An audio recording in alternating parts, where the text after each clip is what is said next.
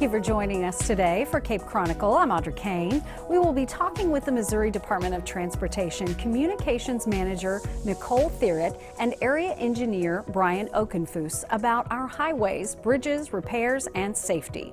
Also joining us will be Codify Community Director Stacy Dohan Lane to explain exactly what Codify is, and then SEMO Media's Derek Charles has info for us on a food drive for the Safe House. That's all ahead on Cape Chronicle.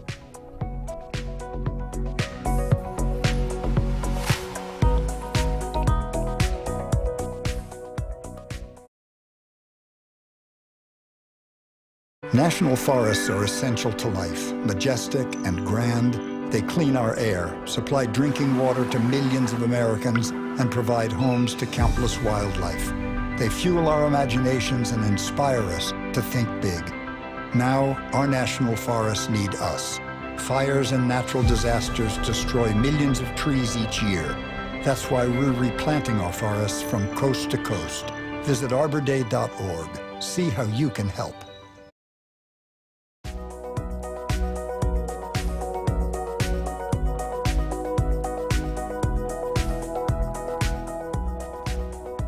Welcome to Cape Chronicle. I'm Audra Kane. We all use the roads in our communities, but do you give a great deal of thought to the planning and maintenance that takes place, or how the state organizes the work?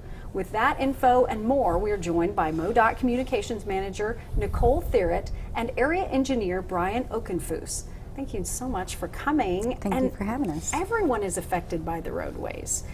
Not everyone thinks about the fact that the Missouri Department of Transportation manages all of the transportation methods within our state. So if either of you could address what it is exactly that the Missouri Department of Transportation does, what that organization is for. I think the simple answer to that is that MoDOT maintains roads and bridges. We make sure that they are safe for the traveling public. We also have an arm of MoDOT that is our multimodal section, which includes area ports, airports, and transit as well. So not just the roadways that we travel down, and there are so many, it's not just cars, but there's like a lot of trucks, semi-tractor trailers, transportation that comes through our state, not just in our state, but comes through our state. And so that in turn affects the roadways that we drive on. So when you're looking at the broader picture of that, what might people not know that you manage where roadways and bridges are concerned? Well, I think as Nicole said, it's not just the roads and bridges, it is the ports and airports and things like that. That will take a lot of the stress off of our system. The more things that we can ship down our riverways, that means less wear and tear on our roads and bridges, which is a positive thing. And so we're really called the Department of Transportation because we do handle all modes of transportation, not just what everyone thinks about, which is the roads and the bridges. So working with companies, corporations, to help them find alternative methods of transporting goods and services throughout the state? Would that be something that the Missouri Department of Transportation does? Like discussing with them the different options that they have and how they manage those things? Correct. We work through our regional planning commissions. They are usually have members from elected officials from the local areas. They're kind of tied into their local business communities. They know what the needs are, what the resources that are needed. And so if they have needs for a new interchange or a new turn lane or things like that, we're in constant communication with them on their needs, and we try to work that into the money that we have available to spend on roads and bridges, and try to make all those things work together and really help the community. You're a large organization that spends a good deal of time planning how that maintenance in the state is going to happen, right? Mm-hmm. So when you're doing that planning, I'm guessing some of that has to be done with those local governments? Absolutely. We work with the RPCs, as Brian said, the regional planning commissions, to identify priority projects and then to put together our statewide transportation improvement program, which we commonly refer to as our STIP. And basically what that is a 5-year plan of what we plan our work around as far as construction projects, overlays, taking care of the system and those types of projects. And Brian and I cover a 25 county territory in the southeast portion of the state of Missouri, and so all of those counties fall into our responsibility, and we work with 4 different regional planning commissions to make sure that we identify needs that citizens have brought forth to those planning commissions so that we keep our roadways in the best possible condition. So, well, okay, we'll get to that later on as far as people bringing those issues to you. But I know that March has been a historically rough month this year. We've had a lot of ice, we've had a lot of snow, and there's probably a lot of issues going on. What are some of the projects here in that 25 county area that are coming up that need to be worked on? Well, we have a couple of different ways that we go about planning our work. The first would be with our construction program, and that really picks up during the spring and summer months as the weather is nicer. We award projects, and I will let Brian talk about some of those projects that we have planned for the summer, but currently we're finishing up with Pothole Patrol, which takes place in the month of March. And basically what we have asked is that customers from around the state contact MoDOT if they become aware of a pothole in the area that needs our attention, and we send then our maintenance forces out to fix those potholes to keep them in good repair, to keep our roads together as much as possible.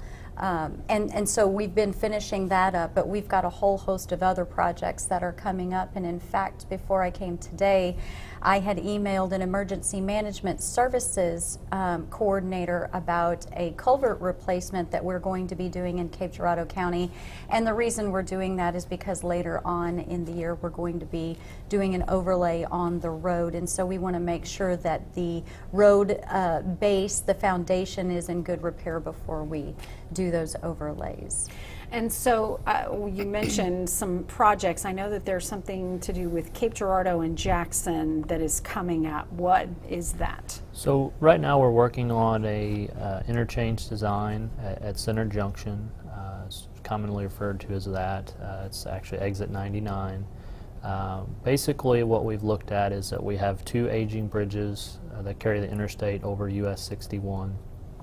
Because those bridges are starting to deteriorate, they need to be replaced.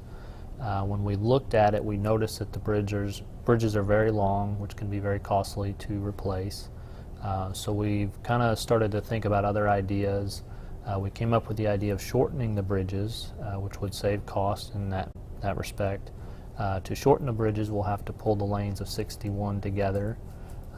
That will also allow us to utilize somewhat of a new design called a diverging diamond interchange. Basically what will happen is that as you approach the interchange, traffic will actually cross to the left side of the road, which can scare some people when they're not familiar with them. We do have numerous of these types of interchanges throughout the state, and they work very well. I think people will find after construction is done, it's not as scary as you think. The striping and the islands will kind of direct you to where to go. There will be a center dividing median, so you really won't even be able to see that there's traffic on the right of you. That project is scheduled to start construction next summer. So right now what we're doing is we're talking to both City of Jackson and Cape Girardeau, making sure that the project's going to fit their needs. And we'll start working on the design more in depth over the next year, and hope to construct starting next summer. Well, and I smile when you brought that up, that diverging diamond, because I know of one in Farmington I'm very familiar with. So, and it really, at first it seems a little scary, but it solves so many problems with traffic. So that's something to look forward to. Real quick before we go, I know that Missouri Department of Transportation has a great website that can direct people not only for construction and for travel issues. What's the address for your website? Our website is www.modot.gov, and if you then want to type in a /southeast, you will get to our specific district website, and we include all of our information out there, public meeting information that will be coming up on the Divergent Diamond. If you're more of a social media fan, we have a Facebook page as well as a Twitter handle at MoDOT Southeast on both of those, and people can get any of the information that we post on our website on our social media sites as well. Okay, well, thank you so much for being here today. So much great information. MoDOT Communications Manager Nicole Thirret and Area Engineer Brian Okenfoos. On the way, we'll find out exactly what Codify is from the Community Director Stacy Dohan Lane. That's next on Cape Chronicle.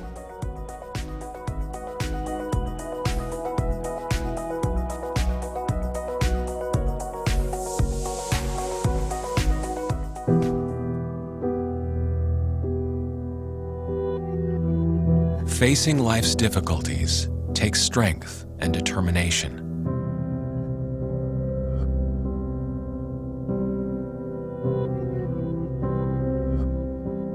Whether it's physical challenges or struggles you can't see, it takes strength to ask for help when you need it.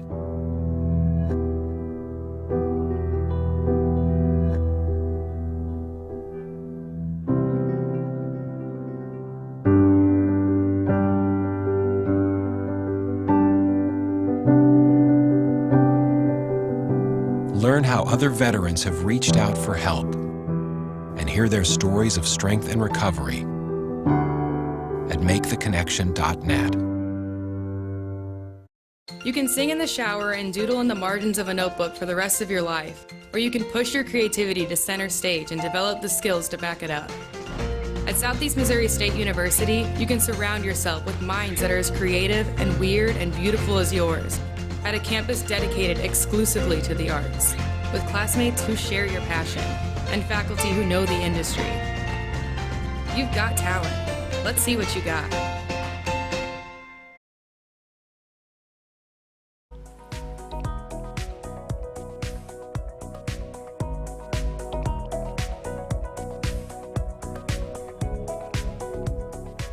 Welcome to Cape Chronicle. I'm Audra Kane. We have Codify Community Director Stacy Dohan Lane, who can tell us more about Codify and why we need to know them. Stacy, so glad you could be on the show today. Mostly because I don't know what Codify is. I mean, is it an acronym?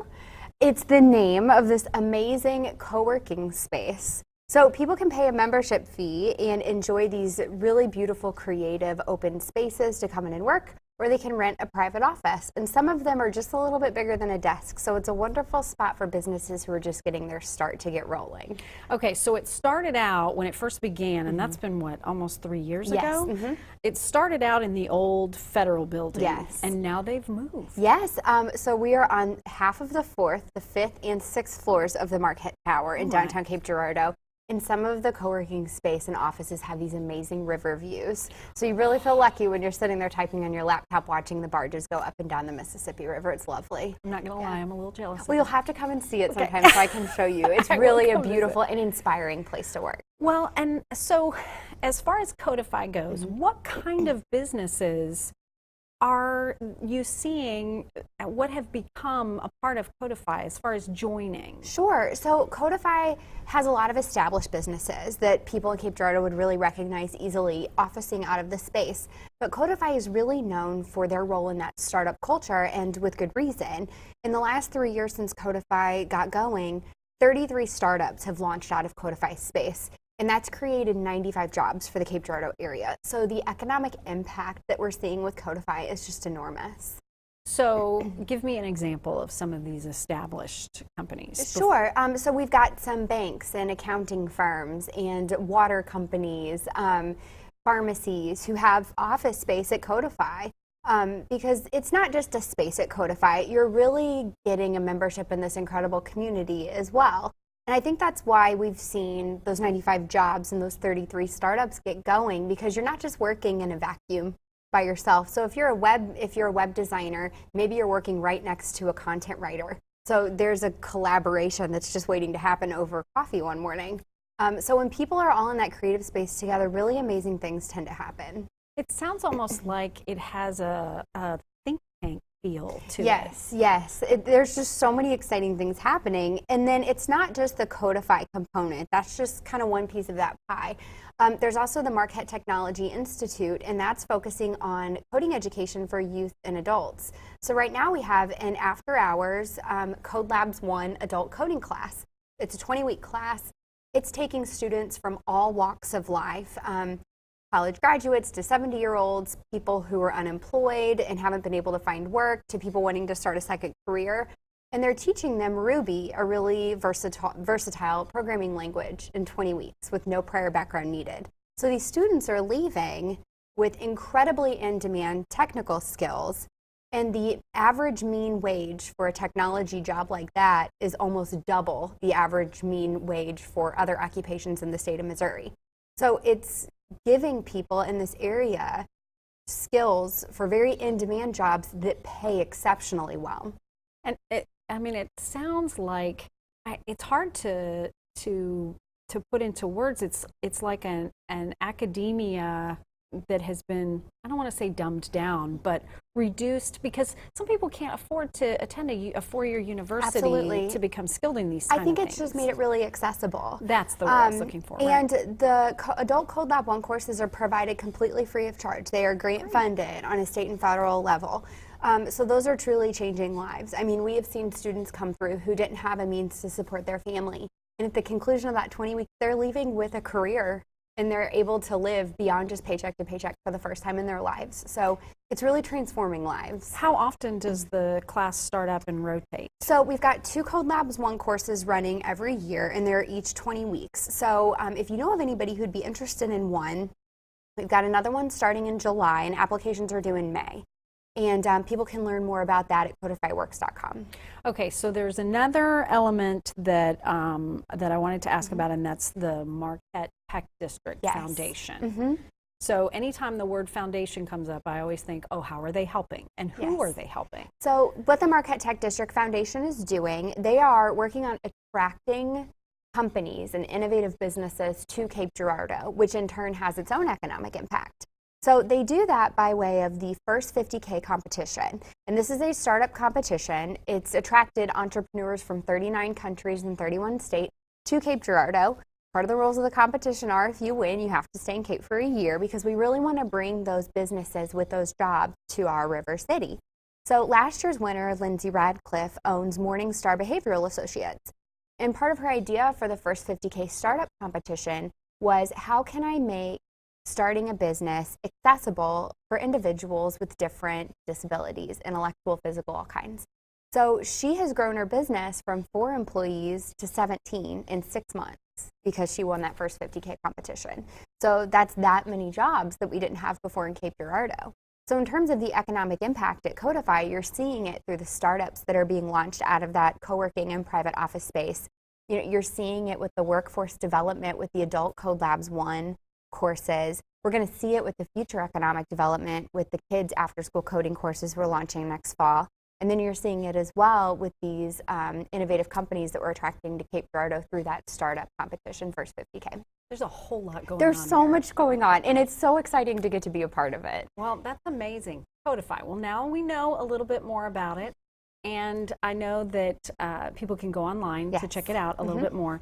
Stacy, thank you so much for coming by to tell us about it. Thank you, Audra. It's been a pleasure. Now I know what Codify is. Come and see us anytime. Okay, thank you. Thanks again to Codify Community Director Stacy Dohan Lane. After the break, SEMO Media's Derek Charles will tell us about the Safe House Food Drive event coming to Cape Girardeau.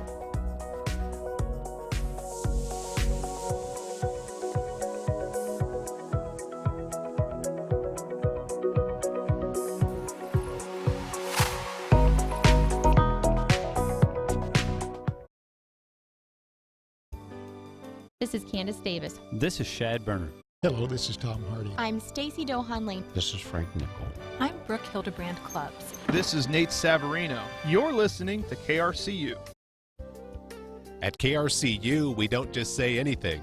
Tune in weekdays to hear local voices delivering trusted information on nature, food, history, health, sports, and more during NPR's Morning Edition. At Southeast Missouri State, We know agriculture can mean so much more than working on the farm. It means research and lab work that lead to profitability and sustainability. It means creating new jobs, jobs that other people haven't even thought of yet. It means the spirit of entrepreneurship and the desire to make your own way. You want to do something groundbreaking beyond plowing fields. So let's get started.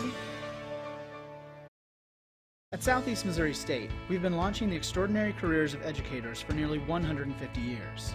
But that's the thing about educators. They're always ready to learn more, discover new paths, and push themselves to the next level. With our new online educational leadership programs, you can earn the credentials needed to move up in your career. With flexibility for your schedule, accelerated courses, and an affordable price, together we can transform our learning communities and prepare you to conquer your goals.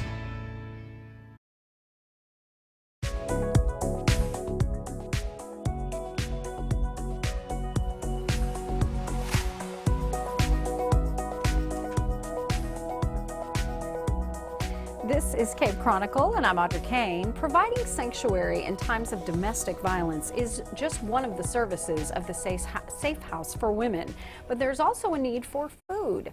CMO Media's Derek Charles is here to outline what will take place during the upcoming food drive. Derek, thank you so much for being with us today. Thank you so much for having me back. It's always good to have you here, and I know you're with CMO Media, which you all serve businesses in the area to help them manage social media platforms, Correct. right? Yep. And get the word out about their businesses. Yes. So what brought you to get involved with Safe House for Women and helping promote this event? Well, like last time when you had me on, when CMO Trade and Sell reached 30,000 and we started promoting businesses through that platform, I also wanted to do good for the community, and we started the food drive for Safe House for Women.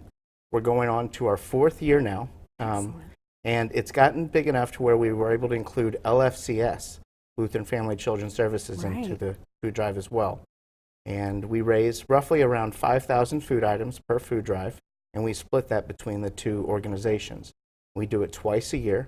We've got one coming up, which is going to be May 18th through June 16th.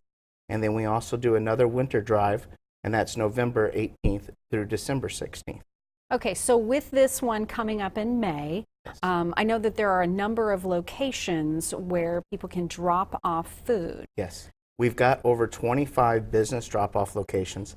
The great thing about it is everybody gets an incentive by dropping off a food item. So like Chick-fil-A has been with us since day one. And if you take 5 food items into Chick-fil-A, you get a free original chicken sandwich. Culver's, you take 2 food items, you get a free concrete ice cream. Smokehouse 61, you get a free barbecue pulled pork sandwich for 5 items. Cricket Wireless actually gives you free startup, which is a $25 value for 10 items. So it's a win-win. Right. Everybody gets a little something, and it goes to a great cause, 2 great causes. Absolutely. There are so many businesses in the Cape Girardeau area and in the county that are absolutely willing to help out with good causes like Safe House for Women. Yes. And so giving, some business and that trade back and forth, it's always a good thing to do, right? Yes. So when you I'm going to guess that there's going to be signage at the various locations where you can take these. Absolutely. But is there a list that will be published as far as where you can go? We will publish the list the day of, because we do it too early. People start going to those restaurants trying to get the free food. So we'll post it the day it starts, and it will be on CMO Voice, CMO Media. It'll also be on our website, cmomedia.com, and we'll have signs all over town. I think I saw, too, on the Safe House for Women Facebook page that they'll publish it as well. It will be there as well as LFCS Facebook page. So you've got these 25 businesses involved, but there's also, for this food drive in May through June, there's also something else that's pretty exciting that's happening with the Safe House for Women, right? Yes. The new groundbreaking for their new shelter that's taking place, and that's actually the groundbreakings at Cape County Park North. And so that location, I did a little bit of research, but I want you to tell me why they chose that location. Well, I believe that land was actually donated to them by the City of Cape Girardeau. So, and that's a great reason to have it out there. It's also close to the interstate, which I think is going to be really good because I've seen a lot of, homeless people, women that have even been out there, asking for money by the interstate. Now they can just walk. Yeah, there's a location close by, Yes. be able to reach those type of people. Yep. And it's also a beautiful and serene location if you've never visited. Yes. If someone's never visited Cape County Park North, Yeah. it's gorgeous. It will And be so very nice. that'll be a great place for women and families to be able to find some respite and some safety and some services from Absolutely. the Safe House for Women. There's Well, also a thrift store that people can go to support the Safe House for Women. It supports all that they do, which is help women and children. They've got a lot of women with children in their shelter, so it's a great organization. And that thrift store is located on Spring Street right Yes. here in Cape Yep. Girardeau, so people come up. We've just got a couple more minutes left, Sure. but you're with SEMO Media, but you've got a couple other businesses that you also, you're very much the entrepreneur, like we've talked about with Codify. So tell us about those other two businesses that you have, Sure. or organizations Sure. that you have, real quick. Well, SEMOTradeandSell.com is our contest page, and we use that platform to promote businesses through contests. So Winning Wednesday, Freebie Friday, like and share to win a $25 gift card at these various locations. We've also got SEMOVoice.com, which is events, news, local business, and music, of course. And we go around and we promote what's going on in the community. We also have a lot of the music that's playing out at the casino, and we get that live on the page. And that's all on Facebook. Okay. And we also are on Instagram with SEMO Voice. You seem so motivated. Is there something that drives you? Just real quick. I just, I get up every day and I'm in a positive mood, and it's about getting as much good as you can in the world every day, and that's what I do. Well, thank you so much for all that you're doing, not only for the Safe House for Women, but for the community and for businesses in our area. So, Derek, it was really nice to see you again. Thanks for being here. Thank you. We've been talking with SEMO Media's Derek Charles. Thank you for your time, and thank you for joining us today for Cape Chronicle. The program is a collaboration between the Department of Mass Media at Southeast Missouri State University and the City of Cape Girardeau. Our producer is Nicolette Brennan. Our executive producer is Dr. Jim Dufek. I'm Audra Kane. Thanks for watching.